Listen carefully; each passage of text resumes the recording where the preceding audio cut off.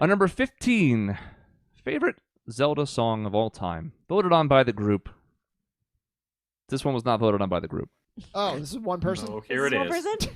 So the Here good it news is, as Nick already knows, we're staying in Skyward Sword.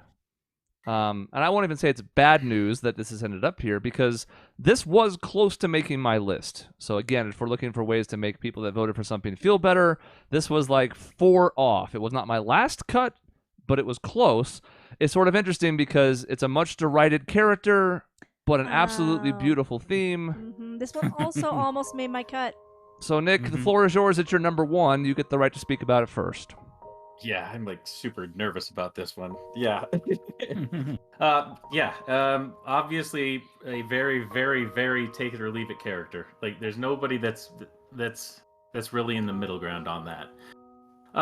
Like if I were to start with some of those controversies to try to get people to start leaning my way on that, like one of the biggest griefs that people have is all the hand holding that Fee or Fi, I don't know how you guys preferred to pronounce. I think it's the Fee. name. I think it's I pronounced. say Okay. fee, but I liked burn notice, so it doesn't really count. It's a very big. The character was written with a lot of hand holding in the game.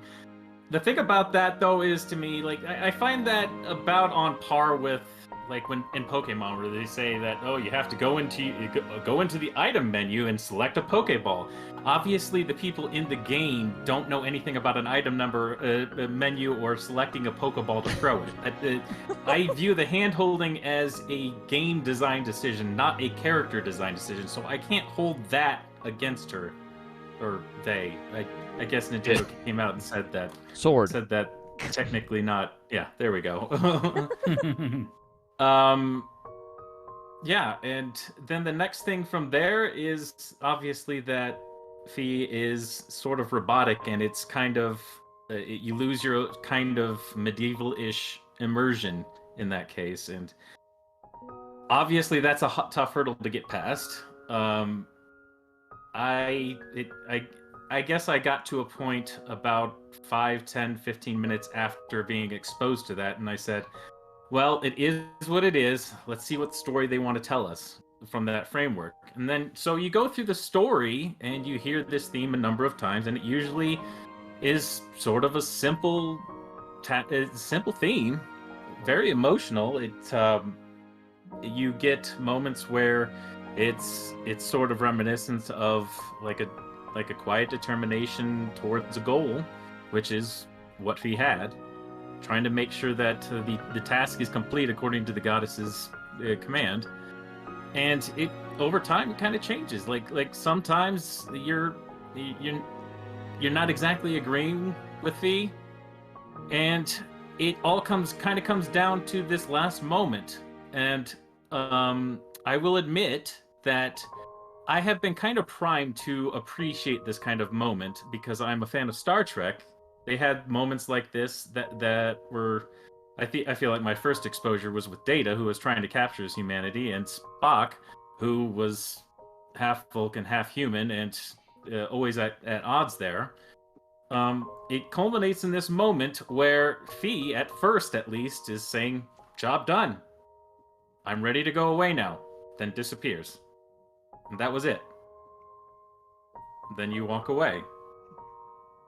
And obviously, sometime in between those steps where Link is slowly walking away,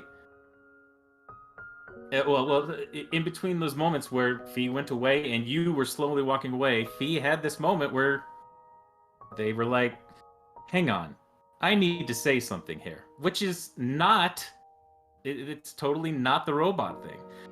Fee had what Fee recognized was an emotion, as best as Fee could understand it. That's so hard. I'm trying my damnedest. And it didn't hit me at first that's what I first experienced, is that this was like Data discovering that he could be like a human. This was like Spock taking that moment and being a human for a moment. This was a moment where they actually did that right, and then did the next thing that made that character go a little bit deeper. They did it right. She got the job done. She went away. Fee got the job done and went away. Then Fee had to say something more, and it's a moment that, after a little bit, it really hit me hard.